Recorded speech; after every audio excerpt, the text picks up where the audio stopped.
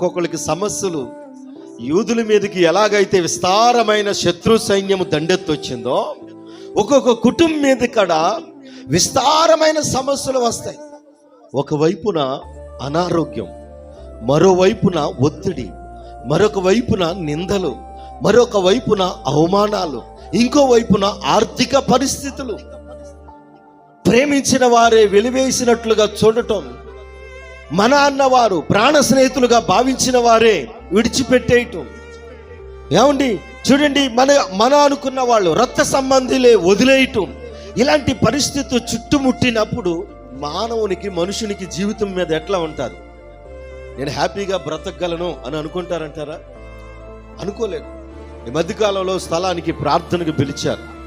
ఆ స్థలానికి నేను ప్రార్థనకి వెళితే ఆ తల్లి చెబుతున్నటువంటి మాట, తన గుండె లోతుల్లో ఉన్న వేదన అంతా వ్యక్తపరుస్తూ, నాకు బ్రతకాలనిపించట్లేదయ్యా, చనిపోవాలనుకుంటున్నానయ్యా, ఎందుకు ఈ జీవితం, ఎవరి కోసం బ్రతకాలి? ప్రాణ స్నేహితులుగా భావించిన వారే నన్ను వదిలేశారు.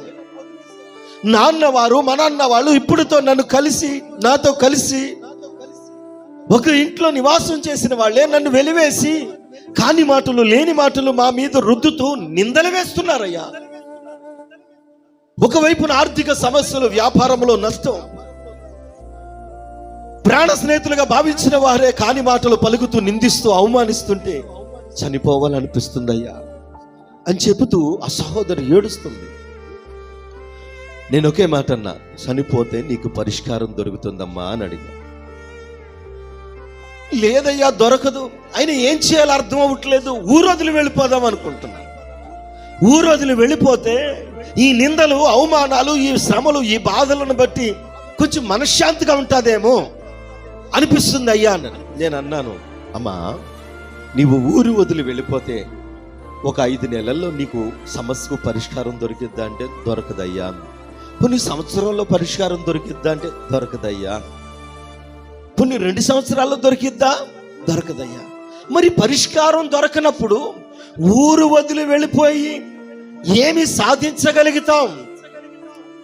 దేవుని వాక్యం అంటాది, నువ్వు ఎక్కడ అవమానం పొందావో, ఎక్కడ ఎగతాళి చేయబడ్డావో, ఏ స్థలములో నిందించబడ్డావో, ఏ స్థలములో కించపరచబడ్డావో అదే స్థలములో నిన్ను హెచ్చిస్తాను.